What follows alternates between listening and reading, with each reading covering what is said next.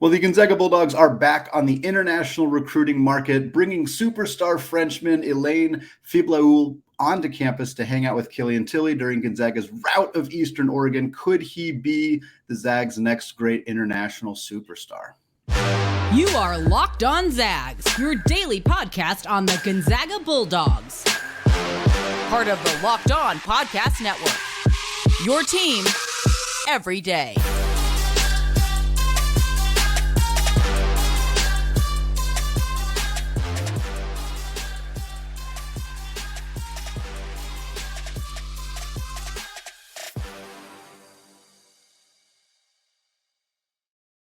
What is going on, y'all? Welcome to the Locked On Zags podcast, part of the Locked On Podcast Network, your team every day. I'm your host and longtime Gonzaga podcaster, Andy Patton, here to bring you news and updates about all things Zag athletics.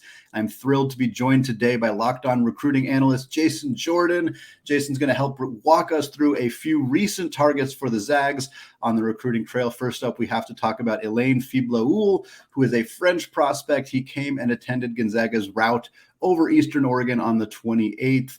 Gonzaga pulled out all the stops, not just taking him through the campus and having him come to a game, but they also brought Killian Tillie to come and sit next to him, of course, a fellow countryman from France who had a pretty darn good career here in Spokane.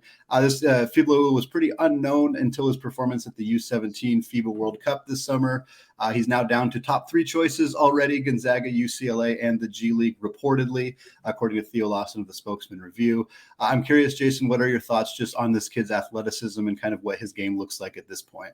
Like you said, he blew up at the World Cup, and he was dynamic there. I mean, 6'5", versatile scorer, obviously a marksman from the perimeter, but when you're a marksman from the perimeter, what makes I'm not saying he's Steph Curry, but what makes Steph Curry so great is the way that he keeps the defense off balance, because you can't push up on him because he keeps the ball on the string and he can create his own shot, and he's a marksman on the dime.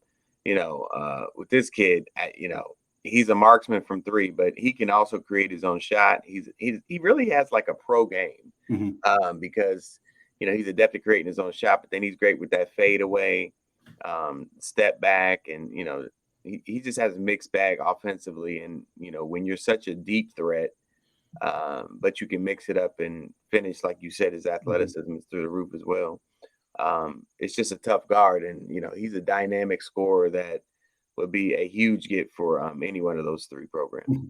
Well, I guess that's kind of what I wanted to lean into a little bit more. Obviously, he talked about how much he loved his visit to Spokane. He talked about, getting to meet Killian Tillie and doing his research on how Gonzaga in particular has turned out. Three Frenchmen have come to Gonzaga and all had NBA careers. And Killian Tillie, Joel Ayayi, of course, Rony Turiaf, who played for about a decade in the NBA. But right now, one kind of big hinge, it feels like, is the ability for international student athletes to get NIL, which, as I currently understand it, they cannot, which has pushed a lot of these students to go to the G League and play there instead, where they can make money and they can do that. That's obviously one of his choices. He mentioned UCLA, where he took a visit as well. Do you have any sense of where he's leaning, or do you think that NIL picture could change the dynamic here for him? Yeah, certainly. I've been told that's certainly a big, big hang up. I think if he could, and I don't think G League would even be in the picture. So, you'd have to imagine that they're a strong competitor to land in the end. But I think he wants to play in college. But I think it's really going to come down to I don't know if they can get creative with the potential, because he is a big time. He's big time. He projects as an NBA guy. Yeah. So he's worthy of that. And so, I mean, obviously we got to do some changing on those rules, right? Yeah. But we're not there yet. That's the problem. NCAA tends to be a little slow. Yep. And so, I don't know. They're gonna have to make some provisions there, but I don't know if that's going to happen anytime soon when dealing with them. So that's the hurdle you guys and UCLA are fighting right there. But I have been told that is a big factor. Yeah, as it should be. It's understandable that it would be in this case. Yeah. I kind of want to talk about how Gonzaga brought Killian Tillie here. We kind of mentioned that already. And obviously, teams have always used their former players kind of as recruiting tools. That's not new. But I wonder if you have a sense or kind of a guess as to how much more impactful that might be when you're talking about international students who obviously are always a little bit more isolated when they come to a new country. If you can go to a school that has already, had players from said country like Tillie, like Joe Eliai, like seems to me like that would make a bigger impact on a recruit from a different country. Is that kind of the sense that you've gotten as well? It is. It's huge. And I'll tell you something about us as, Americans, right? We think that everybody's like us.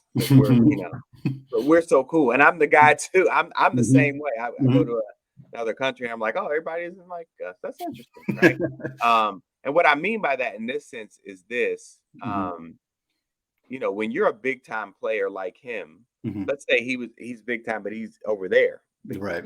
Big time. But so the culture isn't what it is over here. So big time players over here have egos. We're like, yeah, of course you rolled out the red carpet for me. You better. That's how these kids are. And so, but him, he is like a fish out of water. He's like, oh, wow, those guys are waving at me. This is great. Wow, I've never seen that. I'll tell you, all those kids said, like, I can't believe, who was a big one? Oh my God, I can see his face, but I can't call his name. But he was in the 22 class. Man, I want to remember his name so bad. But he was like top 10. And I remember talking to him, and he was like, the top 10 player, like going to the McDonald's game, all this stuff, right? But he was like, I remember talking to him, he was like, wow, like they chanted my name. Like, is that normal? And I was like, oh, you're not from here. That's right. So to have the background of, hey, when guys like you come over here, we take care of them and we put them on the path to the dream that you want to ultimately accomplish. That is huge. And then to have somebody there to be like, hey, man, I know, this is normal. That let me, hey, a familiar face is there, and he can kind of co-sign everything that you and the staff are saying. That's huge. That is huge. That's something that nobody else has, and that definitely could bode well for you guys in the end. There's one other prospect I wanted to talk about with you, Jason, and that is 2024 five-star guard Isaiah Elohim, who plays alongside Bronny James at Sierra Canyon High School. Really, really highly regarded recruit, has interest from, you could name just about every big name school here. I know UCLA has been involved, Kentucky, Michigan, Arkansas. I'm sure there are a bunch of other schools involved here. Gonzaga has been reportedly checking in here too. A kid who's drawn a ton of attention, not just because he plays alongside Bronny, but because of his own game. Can you tell me a little bit about what his game looks like? Oh, I love it. I mean, I always tell people Bronny's the most famous player at Sierra Canyon, but Isaiah's the best player at Sierra Canyon. Yeah. Anybody will tell you that. 6'5" combo guard. A lot of things that I described with, I'm not even gonna butcher his last name, our Frenchman. Yeah, because I know I'm gonna say it wrong. There's some similarities there. 6'5" combo guard, playmaker extraordinaire, a workhorse, ultra competitor. Played with PG Elite the last couple of years, and his first year on the 16s, he led them in scoring. He averaged like 28 a game, and he just built from there. And yeah, he really approaches the game. He's like one of those. He's not like a guy who likes a lot of attention, but he's just a worker. Like he doesn't like. Yeah, you text him, he's gonna text you back 3 days later. Oh, I'm sorry, I was in the gym. I'm really focused on my studies and working. And like he's not a guy who wants a bunch of headlines, but but he is the guy that is gonna get up at 5 a.m. and drink raw eggs and be Rocky, and he's that guy. So, but it shows on the court because you can see he works really hard on the court. He moves very well without the ball. He's shifty, super athletic, and he plays with like a competitive fire, ultra competitor. So he's big time, obviously worthy of the top 5 status in that class, and a guy who I think could push for like the top 3 in that class before it's all said and done. Of course. Well, Jason, thank you so much. Always appreciate your insight. Really excited about these couple guys that the Zags are interested in, and always happy to have you come on and help break them down for us. So appreciate it. Thank you. It's a new year, so we're going to look back at Gonzaga's 8 NBA players, and we're giving out awards, MVP award, Rookie of the Year award, other various things. But before we do that, today's episode of Locked On Zags is brought to you by LinkedIn. These days, every new potential hire can feel like a high-stakes wager for your small business. You want to be 100% certain that you have access to the best qualified candidates available. That's why you have to check out LinkedIn Jobs. LinkedIn Jobs helps you find the right people to hire for your team faster and for free. It's extremely simple to use. Start by adding your job in the purple hashtag hiring frame to your LinkedIn profile to spread the word that you're hiring. Simple tools like screening questions make it easy to focus on candidates with just the right skills and experience so you can quickly prioritize who you'd like to interview and hire. It's why small businesses rate LinkedIn Jobs #1 in delivering quality hires versus leading competitors. LinkedIn Jobs helps you find the qualified candidates you want to talk to faster. Post your job for free at linkedin.com/lockedoncollege. That's linkedin.com/lockedoncollege to post your job for free. Terms and conditions apply. All right, segment 2, still Andy Patton, still Locked On Zags. And I want to thank all of you who have made Locked On Zags your first listen of the day. For your second listen today, check out the Locked On Sports Today podcast. From the games that matter the most to the biggest stories in sports, go beyond the scoreboard and behind the scenes with local experts and insights that only Locked On can provide. Locked On Sports Today, available on this app, YouTube, and wherever you get podcasts. All right, folks, we are here in 2023, and it feels like a good time to look back at the NBA season so far and take a look at our 8 Zags in the NBA. I have assigned them each an award. Some of them are pretty traditional awards you see at the end of a year, but of course, we have 8 Zags in the NBA, so some of them get kind of made up award titles. I will get right into it here. Our MVP of the 8 Zags in the NBA. Not a debate here. He has been the MVP for many, many years amongst the Zags in the NBA. That is Sacramento Kings forward Domantas Sabonis. Sabonis is having an absolutely extraordinary season with Sacramento, and I think it gets a little bit overshadowed right now because of the Tyrese Halliburton trade. Of course, for those who don't remember, Sabonis was traded at last year's NBA trade deadline to Sacramento from Indiana in exchange for guard Tyrese Halliburton. Halliburton has been one of the best players in the entire NBA, which has made a lot of people think that this trade hasn't gone particularly well for Sacramento, which is just not true. Quite honestly, Sabonis has been exactly what Sacramento needed. He fits a need better than Halliburton did. That's not to say Tyrese Halliburton was bad, but his fit alongside De'Aaron Fox didn't work all that well. Meanwhile, Fox and Sabonis have formed a very formidable tandem in Sacramento. Sabonis is averaging 18.5 points per game, a league-leading 12.5 rebounds per game. He's also averaging 6.6 rebounds per game. So again, 19, 12.5, and close to 7 assists per game. Just monster numbers from Sabonis. He's shooting 63% from the field, 43% from deep, which represents a significant career high for Sabonis. One of the big knocks on him for his entire NBA career, quite honestly, has been his inability to shoot from beyond the arc. Now he's knocking him down at a 43% clip. It's not a huge amount of takes. He's not shooting a whole bunch of threes, but he's far, far more efficient with the ball when he is taking them right now. And quite honestly, he needs to be an all-star. He should absolutely be one of the Western Conference forwards. It's a hard move from the Eastern Conference to the Western Conference. It is loaded with forwards, but Sabonis has been one of the best ones, and there is no doubt in my mind that he should make his 3rd all-star game and his 1st as a member of the Western Conference.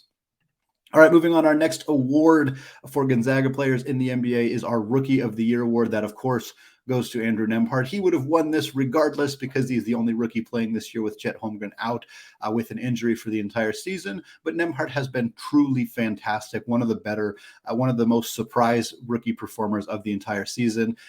Again, 31st pick in the draft, first player picked in the 2nd round, got a guaranteed contract that raised some eyebrows at the time because of, he was unproven. He was a guy who wasn't even expected to be in the 2nd round until kind of right before the draft started. And here he is coming out averaging 8 points, 3.8 assists, I should say, 3 rebounds, and about a steal per game. He has been fantastic from beyond the arc, shooting 38%. Again, this is a guy who the knock on him coming to Gonzaga was his inability to shoot from outside. And really until his final season, he wasn't much of an outside shooter. So for him to step up and be an above average 3-point shooter as a rookie in the NBA is phenomenal.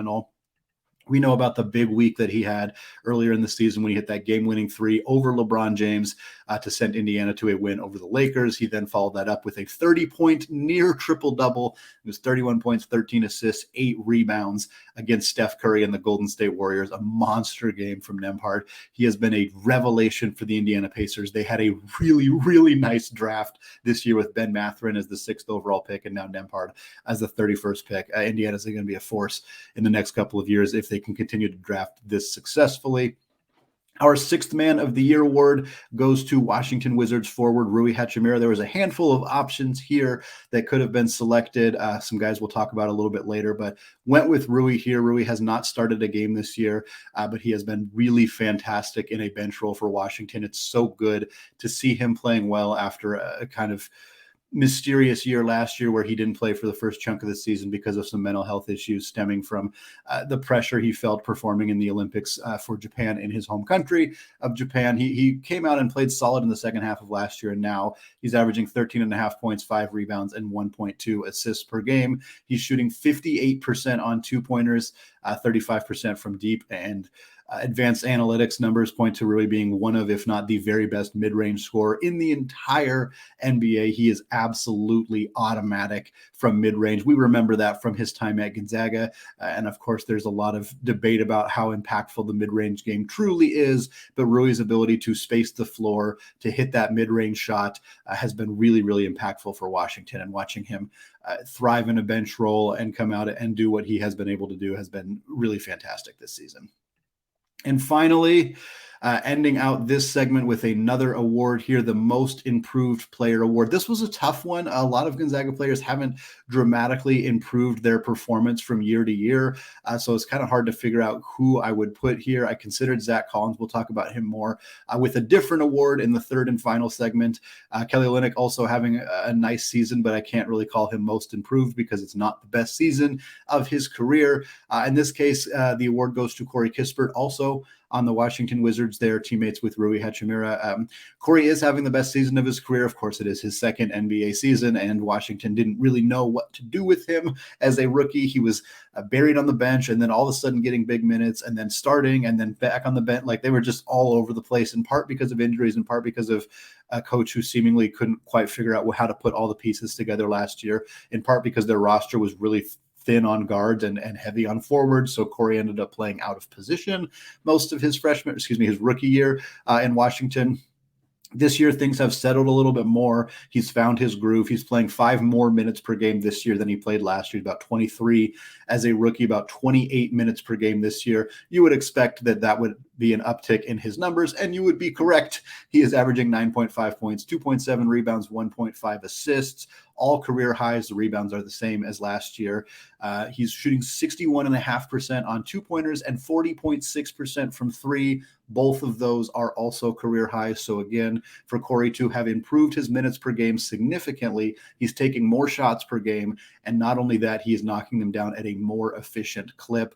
That is a recipe for success for Corey Kispert. It has been fantastic to see him kind of thrive and find his way. If I was going to give him a made-up award, the name that I had for it was the Not Just a Shooter Award, going to Corey Kispert, because he was labeled and typecast immediately as a pure shooting prospect. There's some probably racial undertones there with a athletic white guy who tends to get labeled as just an outside shooter. Of course, that is Corey's most prominent skill as an NBA player. I don't want to take that away from him. He is at his best when he is knocking down catch and shoot threes, which he's very, very good at. But what we've seen from Corey this year is he's expanded his game. He's a very good cutter, one of the best cutters in the league. A lot of Gonzaga players thrive as cutters in the NBA because of the nature of their offense, and what they do in Spokane kind of translates well, whereas a lot of college offenses don't translate as well to the NBA. So seeing him thrive as a cutter, thrive more as a playmaker, again, his assist numbers are up.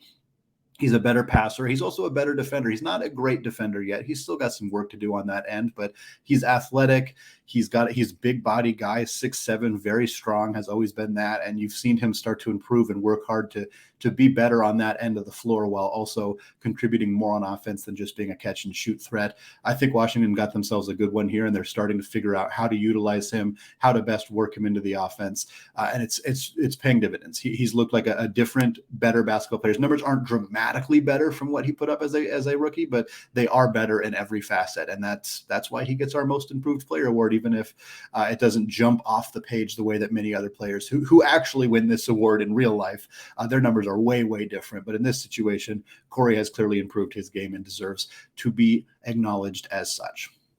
We're going to come back in the third and final segment, and we are going to look at 4 more Zags in the NBA and some awards that we are giving out for some of the Zags' most veteran guys at the next level right after this. All right, segment 3, still Andy Patton, still Locked On Zags, still doing our Zags in the NBA segment here. It's been a while since we've gone through every Zag in the NBA because there's so dang many of them nowadays. It's difficult to get them all covered unless we give multiple segments, which is what we're doing today. So we covered 4 guys in the first segment: our MVP, Domantas Sabonis, our rookie, Andrew Nembhard, our 6th man, Rui Hachimura, and our most improved player, which is Corey Kispert. Now we're going to move on to some less serious naming awards. One of them is a legitimate NBA award, and that is the Comeback Player of the Year, and that unsurprisingly is going to go to San Antonio Spurs forward Zach Collins. Zach Collins has dealt with just a litany of injuries really since the bubble, or even before the bubble season. He played over 65 games as a rookie for the Blazers. He played 77 games in his second season with Portland. Since then, he has not played more than 28 games in a season. He played 11 games in the bubble year, 3 at the beginning of the year, got hurt, missed the rest of that season until the bubble, which was almost a year later calendar-wise, played in a few games there, and then missed the rest, got injured in the playoffs, missed the entire next season. Portland did not renew his contract. He ended up signing with the Spurs, missed the first part of last season, came back, played 28 games with San Antonio last year. Now, this season, he's played 26 games already. He's made 6 starts for San Antonio, and he is playing really, really well. He is a prototypical backup center, a backup 5 in Greg Popovich's offense, and he is thriving in that role. It's not a surprise to me, knowing what San Antonio likes to do, knowing how they utilize their bigs, to have a player like Zach Collins who's comfortable putting the ball on the deck, who can facilitate the offense from 18, 20, 25 feet away from the rim, and who can shoot it from beyond the arc. And Collins is really thriving doing all of those things. He's averaging a career-high 9 points, career-high 2.4 assists. He's averaging 5.6 rebounds per game, 61% around the rim, or I should say 61% on 2-pointers, even higher right around the rim. And he's shooting 35.5% from deep. So we're looking at a guy who can shoot from beyond the arc. He can score around the rim. He's blocking shots effectively. He's playing. The biggest thing for Zach is that he's playing. He's playing consistently. He's playing every night.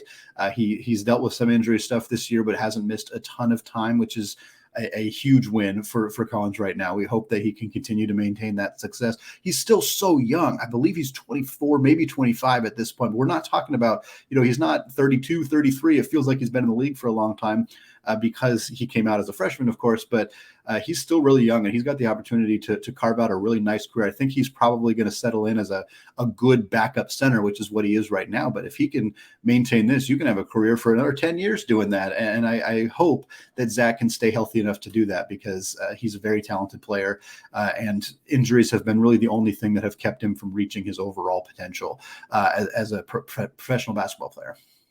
Next up is the Mr. Reliable Award. This is going to Kelly Olynyk. I couldn't figure out exactly what else to give Kelly. He's having a fantastic season with the Utah Jazz, 12.5 points per game, 5 boards, 3.2 assists for Kelly, and also just over a steal per game.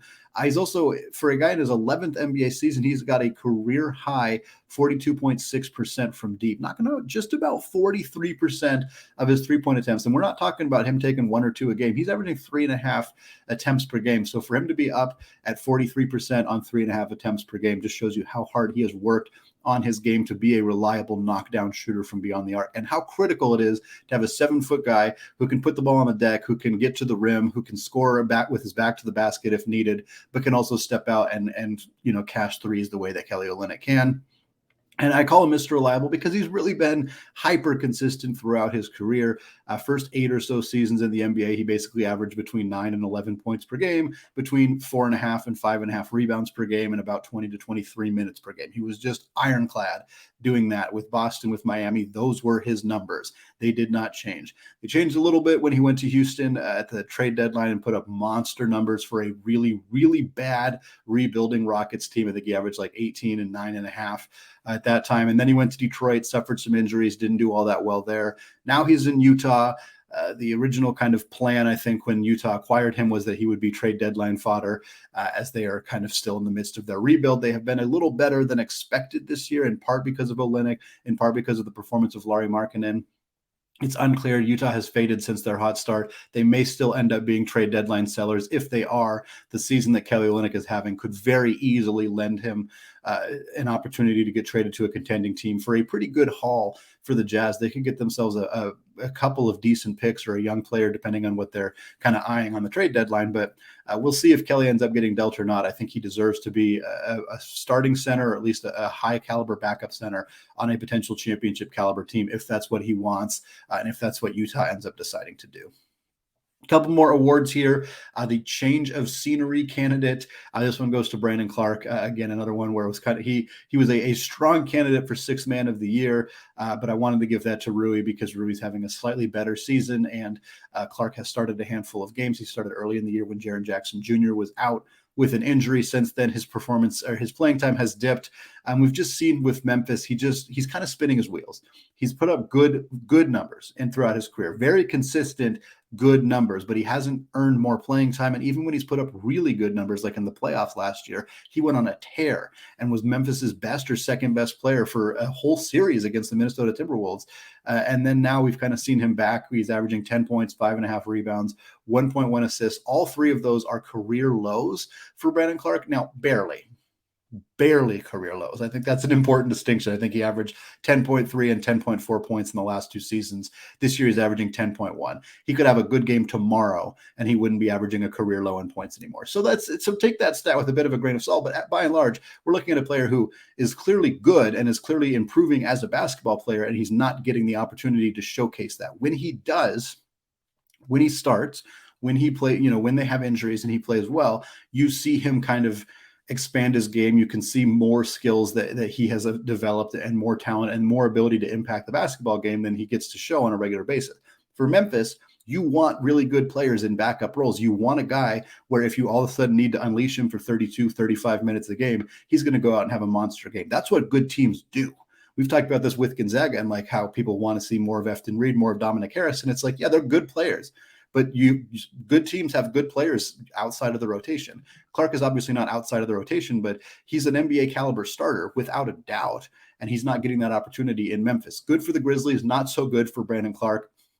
I don't think they're going to trade him. I don't think they're particularly interested in moving on from him unless there's stuff going on behind the scenes, which there's no indication there is. He's very close with Ja Morant, seems to be very close with his teammates. I think it's a nice fit for him in terms of trying to win a championship, but I think there's more to unlock with Brandon Clarke as a basketball player, and I don't know that we're going to get a chance to see that while he's with the Memphis Grizzlies.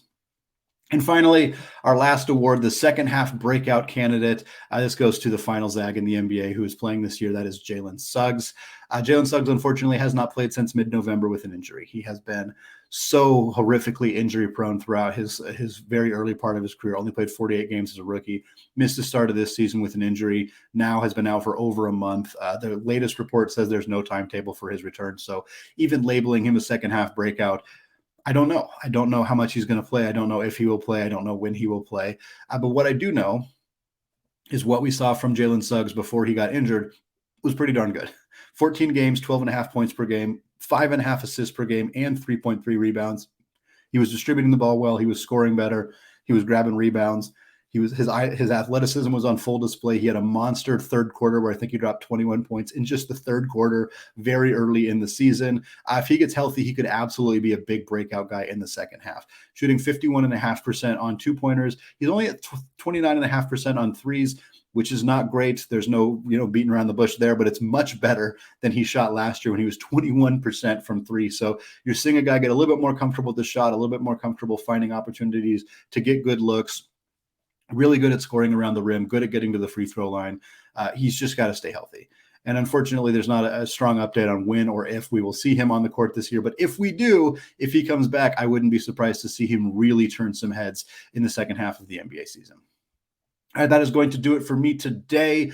Don't forget to check out the Locked On Zags podcast wherever you get podcasts. Also, go subscribe on YouTube if you haven't done so yet. Just search Locked On Zags. Hit that big red subscribe button. While you are there, you can search and find the Locked On College Basketball podcast. It is on the feed for Locked On Zags, or you can search and hit that subscribe button as well. It's a 5-day per week national show hosted by myself and my co-host Isaac Shade of Locked On Tar Heels. We have some fantastic guests, talk all about the sport at large. Really fantastic show. Highly recommend checking it out if you can. I want to thank all of you for making Locked On Zags your first listen of the day. For your next listen, check out the Locked On Sports Today podcast. The biggest stories of the day, plus instant reactions, big game recaps, and the take of the day, available on the Odyssey app, YouTube, and wherever you get podcasts. All right, thank you all for listening, and go Zags.